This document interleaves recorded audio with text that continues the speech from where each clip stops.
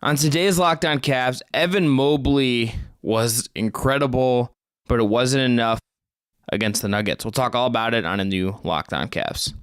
You are Locked On Cavs, your daily Cleveland Cavaliers podcast.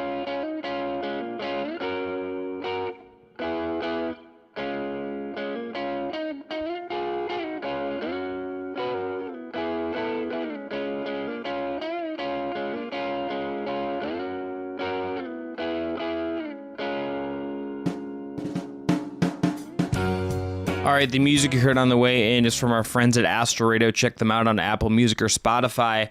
This podcast is sponsored by BetterHelp.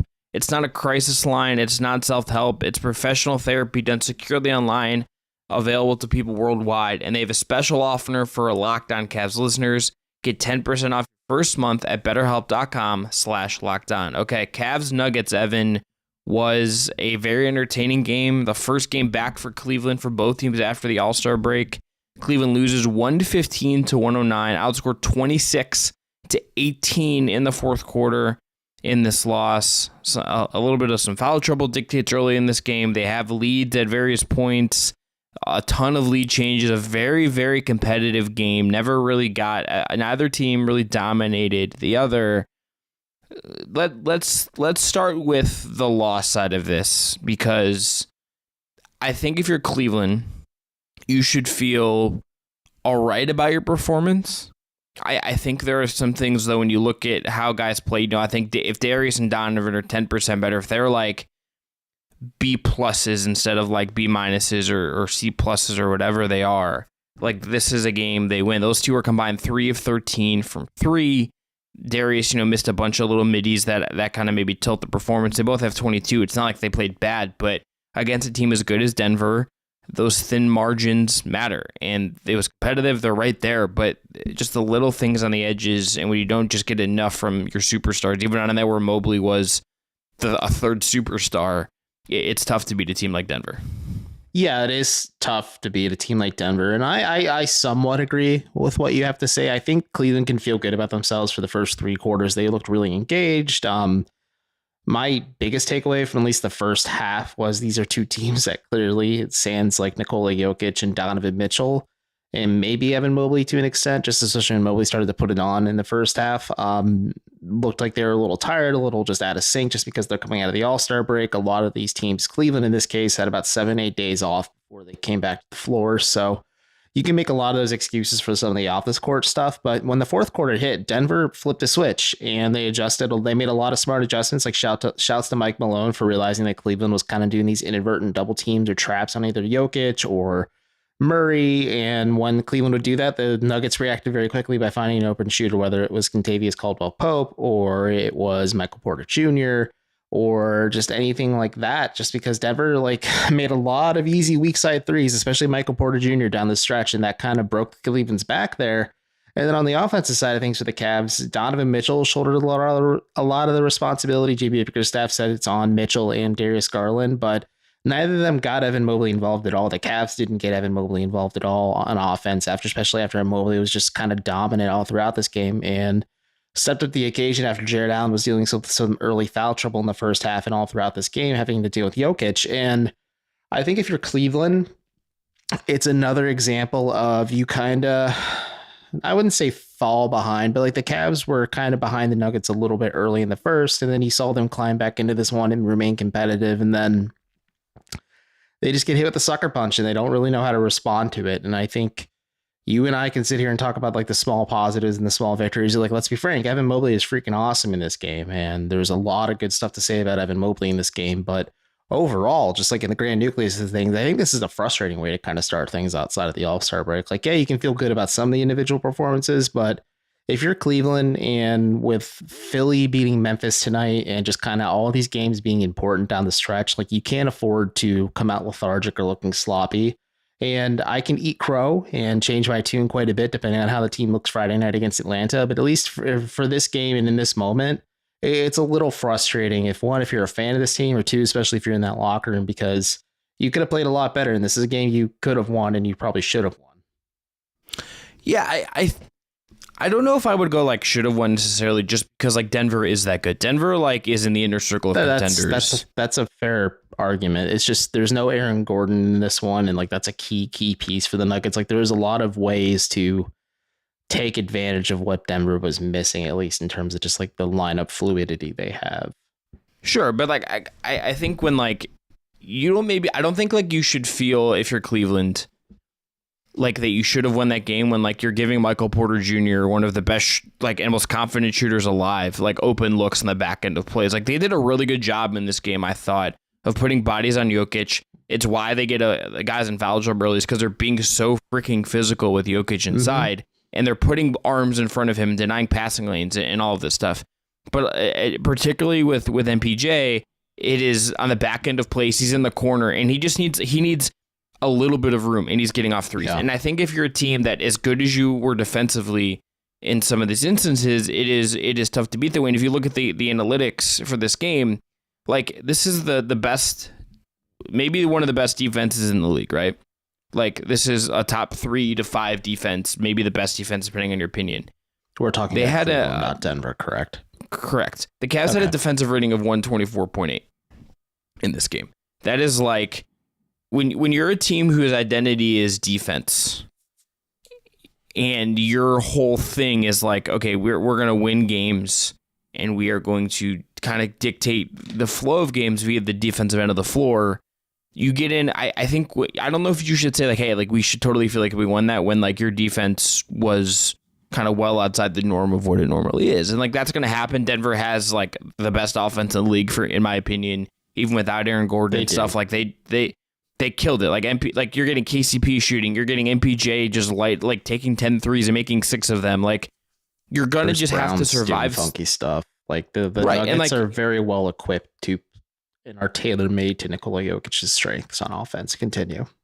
Yeah, and it's like you also didn't in these moments. Like I was keeping track during the game of like when you're playing against Jokic or you get a little bit up, it's like you couldn't, like you had opportunities in those minutes where Jokic is off the floor when you get up like 5, and if you could have extended that to 7 to 9, like somewhere in there, and you pad that lead, then I would feel a little more strongly about like you should have won this game. Like I don't really think the Cavs, like honestly, like in some ways they played well. They didn't really play that well.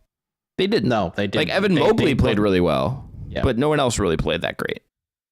No, you saw some fun little moments from Darius Garland in terms of passing. You saw Jared Allen playing through some of his foul issues, especially early in the second half. Like you saw, especially just Allen and mentioning him and Mobley as well. Like they were really physically taking it to Nikola Jokic, and just the interior backline defense the Nuggets just kind of lack with just Jokic on an island there. And like, I think it's just, I don't know. Like you said, like the Cavs just kind of look sloppy. They look lethargic out there. Like Karis LeVert's shot really wasn't going for him. Jetty Osman didn't have a lot going for him in general. Like Cleveland shot 6 of 25 from 3-point range. I believe they were 2 of 14 from 3-point range in the first half. Like the Cavs were getting good looks. They just weren't able to match Denver shot for shot down the stretch. And I think that's just, a lot of it could be chalked up to maybe just like that post All-Star break lethargicness, and you kind of have to like ramp up towards this final sprint you have before the postseason.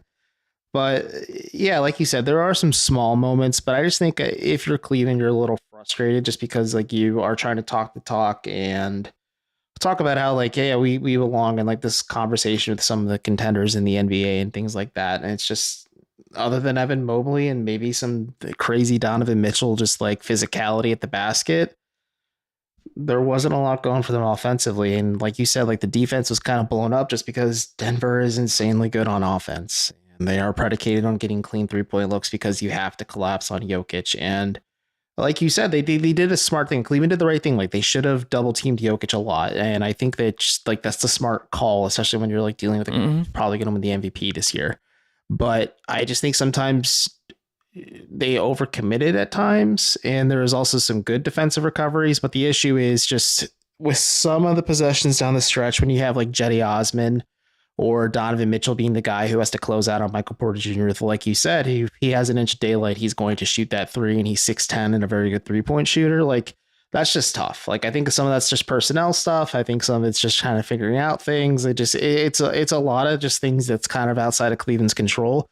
But there were some controllable instances, and I just wonder if like maybe if Cleveland realized Denver was exploiting the lack of like weak side support with Michael Porter Jr., this would have been a little bit of a different ball game heading down the stretch in the fourth quarter, because you could have mucked it up a little bit and maybe grinded out a win. Yeah. Before we're going to break, just here's a tease for the next segment. Let's talk a lot about Evan Mobley, who like deserves so much shine and so much credit for how well he played in this game. That's going to be what we talk about coming out of the break, coming into segment 2 when we're getting into our game awards. We're going to start with Evan Mobley, because that guy, boy, he's very, very good at basketball. Something. But first, he's awesome. All right, but first, returning sponsor. Today's episode is brought to you by BetterHelp. When you're feeling at your best, you can do great things, but sometimes life gets you bogged down and you may feel overwhelmed, or maybe you're not showing up in the way you want to. Working with a therapist can help you get closer to the best version of you, because when you feel empowered, you're more prepared to take on everything life throws at you. You could feel down, you could feel overwhelmed, and all that stuff can be really, really hard on you. If you're thinking about giving therapy a try, BetterHelp is a great option. It is convenient, it is flexible, it is affordable, and entirely online. All you have to do is fill out a brief questionnaire to get matched with a licensed therapist, and you can switch therapists at any time and no additional charge. I'm a regular therapy goer. Wow. I don't use BetterHelp, but like therapy is an essential part of my life, and I would not be the very blew up person that I am. Can I share something? I used BetterHelp during the pandemic when I needed to talk to a therapist and I wasn't able to see mine because he couldn't do teleconferences, and it's wonderful. It really is beneficial if you want to not take charge of your mental health, but find the proper resources to maybe talk about what you're going through, what you're experiencing, whether it's life or just anything in between. This is a great application and a great tool to utilize to help build out your toolkit to kind of tackle some of the day-to-day struggles you may have with you and your mental health. Bingo. So with BetterHelp, you can do all kinds of great things. And if you want to live a more empowered life, therapy can get you there. Visit BetterHelp.com/LockedOn today to get 10% off your first month.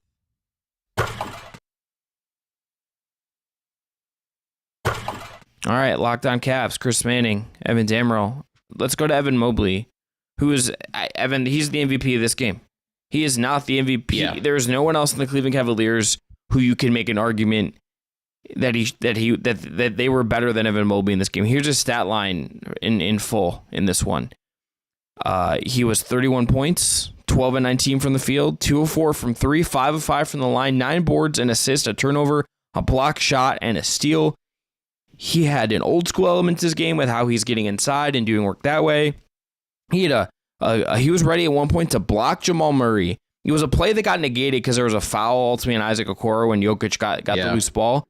But he had this play defensively where he was ready to block Murray on one side with one arm and was ready to slide and defend him on the other side with the other arm. This dude was a two-way monster. He was utterly fearless inside against Jokic. I have never seen Evan Mobley play that aggressive in that way on offense against one of the league's very, very best players.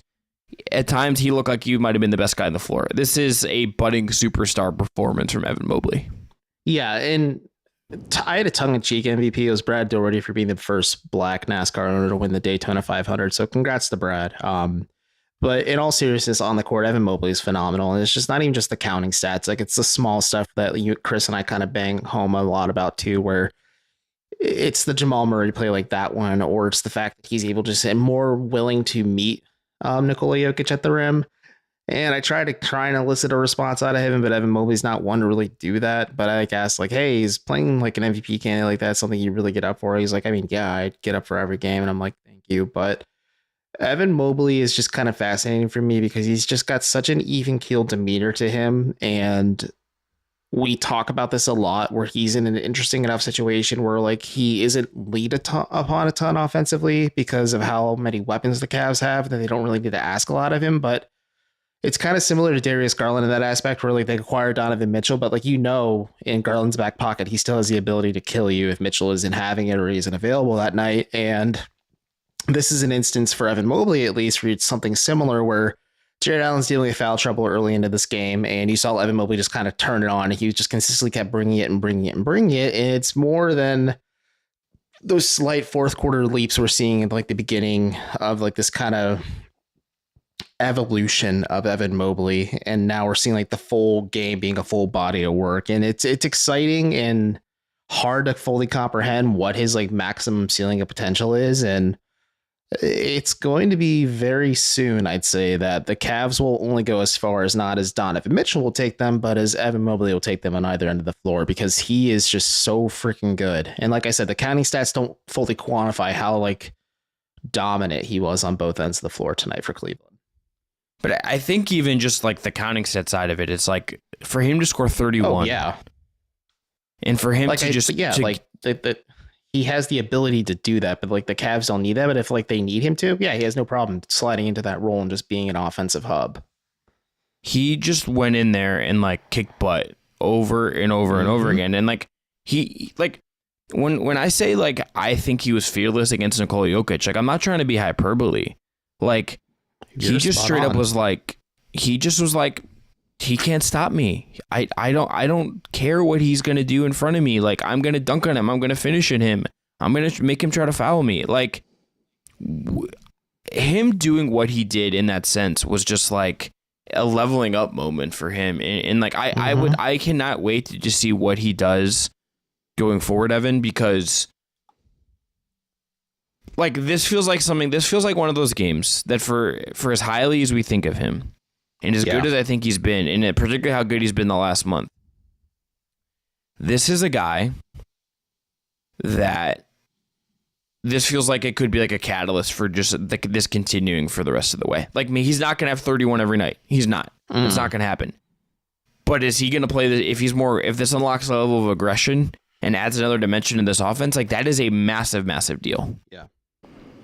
And it's not just that, it's the playmaking. Like it was a play that ended up not counting, but like Evan Mobley was at the top of the key, and it was a handoff to Donovan Mitchell, and Donovan Mitchell streaked with the basket on a baseline cut, and Mobley hit him in stride with like a perfect bounce pass. And then there was like either an off-ball foul or just an inadvertent foul that Denver caused that had negated the play. But like you're like, wow, he's really got the passing vision. And like I asked JB Bickerstaff was frustrated post game, but like it's a copycat league. And I feel like if you look at how Denver utilizes Nikola Jokic, and you and I were talking about this during the game a little bit, that Mobley doesn't need to have the passing chops of Nikola Jokic. I think that's unfair, and I just don't think that's unrealistic to think any player can have that. There are going to be five. What I believe I even told you is I think there will be 5 players in the rest of our lifetime that will be as close to as good a passer as Nikola Jokic. Yes, but if Evan Mobley can tap into like 50 or maybe 60% of that, and the Cavs kind of just do a little bit of copycat stuff with what the Nuggets do, where they use him as that all-around offensive hub, because Donovan Mitchell said it best, like Nikola Jokic, it didn't feel like he had a triple-double. Then you look up at the box score and you're like, oh crap, he has a triple-double, and he's looking very dominant in that triple-double when you look at the numbers, just because he's so methodical in his process and so systematic in how he operates. And I think Mobley has that potential. I was surprised. He made those 2 3-pointers with quite a bit of confidence. He attempted 4 of them. I didn't know he took 4 of them. I just thought he took 2 and made both of them. So that's just another fun wrinkle too. And it's fun. It's always fun watching Evan Mobley kind of level up his game more and more continuously. And I'm excited to see, like, this could be like the flagpole now. And we look at him like at the end of the season, at the end of the postseason. And then we say like, okay, year 3, Evan Mobley, I can't even like properly quantify in my brain, because just the two-way potential is just absolutely incredible. All-star. That's where this is. All-star. Yeah, he was an all-star. And he wouldn't take my bait on that one, where I was hoping he'd say, yeah, I feel like I'm underappreciated in the grand scheme of things. But I feel like he is. I feel like people aren't talking about him enough as just like how good and impactful he can be for this Cavs team. And like, again, he was the linchpin on why Cleveland more or less had a winning season last season. And so, yes. All right. So, because we just ranted about him, and he deserves it. Quickly, just a stat that I think tells a big story for me. 3-point it was a 33-point advantage in a 6-point game. The Nuggets were 17 of 36. The Cavs were 6 of 26. That's not the entire thing. It was still a close game. Donovan Mitchell talked about this after the game, but that's a really, really big deal in a close competitive game. Speaking of really big deals, friend of the program, John Michael, also had his 1,000th broadcast tonight, which is kind of crazy to think about. Just he's been with this team for so long. Like he did the radio play-by-play for when the Cavs won the championship, and now he slid in for Fred McLeod after Fred passed away and is doing the television play-by-play. And longevity like that is kind of goes hand in hand with Cleveland broadcasting. So good, congrats to John. Yes. All right. We're gonna skip play of the night for this one because we're running a little bit out of time, but we're gonna come back and we're gonna look ahead to some other interesting things from this game and maybe give you a little tease of what's to come Friday in Atlanta. But first, today's episode is brought to you by Nissan, and it's Player of the Week time, Evan. And look, this is our Nissan electrifying Player of the Week, and I think there's nowhere else we can go than to talk about Evan Mobley again. This was an incredible performance. He's playing at a monster level. He went at the guy who is very likely to be a 3-time MVP, did not look face, played up to that level. The leap is happening for one Evan Mobley. Oh, yeah. It's a wonderful pick. Like, he is the Player of the Week, and to friend of the program, Martin Rickman's point, like, he was the best player in Rising Stars, and he was the best player on the floor post All-Star break and leading up to the All-Star break for Cleveland all throughout. And look, Evan Mobley is electrifying. He is just he was the most electric player on the floor for the Cavs in this one. And look, you gotta, you know what else is electrifying, Evan? The 2023 Nissan Ariya packs pin to your seat power and premium intelligence all in one EV. The all-new, all-electric 2023 Nissan Ariya, the EV for people who love to drive. Shop now at nissanusa.com.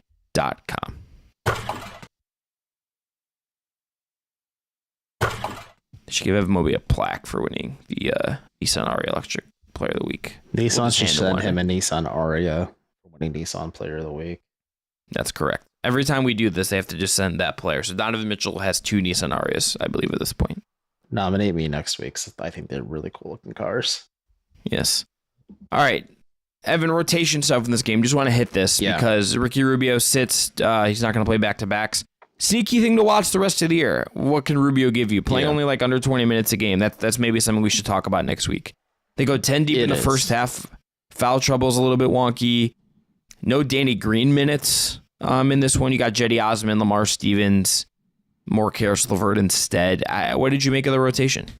The rotation is kind of a work in progress. I think not having Ricky Rubio kind of stunts things a little bit for Cleveland. JB was asked about this pregame when he was ruled out leading up to this game, and JB said that they have, I believe this is the last back-to-back they have with Denver and Atlanta, or they have one more after this. And he's like, well, kind of just, this is kind of the plan going forward. And like, they want to make sure they continue to err on the side of caution with players' health. And obviously just the focus maybe will shift into come playoff time when things may be a little bit tighter and things like that. But that's a bridge they'll cross and they come to it. And then the Danny Green thing, Bickerstaff kind of had an interesting answer about that. It was just, even though he played a ton of bench minutes against Philly right before the All-Star break, he didn't touch the floor, as he said. He was going back and forth between the exercise bike to stay loose in the bench all throughout the game. I saw him putting up shots during timeouts, but Bickerstaff said like it's now just on him and the coaching staff to figure out ways to organically insert him into the lineup and make sure he has a good understanding of like their concepts and schemes and just how things flow and function between the flow of the offense. And also, how can he justify taking away minutes from like Jetty Osman, Karis LeVert, I would assume Lamar Stevens, who played 13 minutes in this game against Denver, like guys like that, which it makes sense. And I think it's just a product of injury. Curiously enough, Dean Wade only played 7 minutes, 43 seconds in this game. And it makes you wonder if the Cavs are cooling a little bit on Wade, if he's maybe not 100% as well. And they're just trying to like look at other options, because Karis LeVert, again, is probably or is the 6th man for this Cavs team, like Ricky Rubio either being the other 6th man, like the 6B man, while LeVert is 6A, or he's the 7th man for this team. And then they're trying to figure out like, okay, who's our 8th and maybe 9th guy? So like they have like not a set playoff rotation, but maybe like a semblance of what they want to work with when the postseason comes around in now 20 games time. I thought LeVert, to talk about him, I thought he played pretty well in this game. I do too. 3 of 5 from the field, 0-2 from 3. So like you're not getting the scoring punch, but 9 assists. I thought was really engaged on the defensive end, kind of like For all of the I think the concerns about like, is he the right exact fit for what they need, and like how valuable is what he's best at on a team where you have Garland and Mitchell and Like, he's really kind of looked most comfortable in the way we think of him. And like when one of those two guys is out with injury this year, that's, I think, a real thing. He has really bought in, I think, to his credit, a lot of what they need him to do. And like him racking up 9 assists against just 1 turnover and like contributing in that way on a night where like he only took 5 shots and he played like 30 plus minutes. Like that looks really, that reflects very, very well, I think, on where Caris LeVert is and what he's trying to do.